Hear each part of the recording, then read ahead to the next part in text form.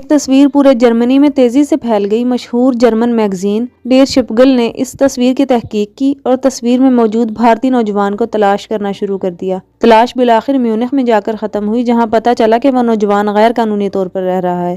صحافی نے اس سے پوچھا کہ آپ جانتے تھے کہ آپ کے پاس بیٹھی سنہری بالوں والی لڑکی میسی ولیمز تھی، جو مشہور سیریز گیمز آف تھرونز کی ہیروئن ہے۔ دنیا بھر میں اس کے لاکھوں مداح ہیں جو صرف اس کے ساتھ ایک سیلفی لینے کے خواب دیکھتے ہیں، مگر آپ نے ذرا سا بھی رد عمل ظاہر نہیں کیا، کیوں؟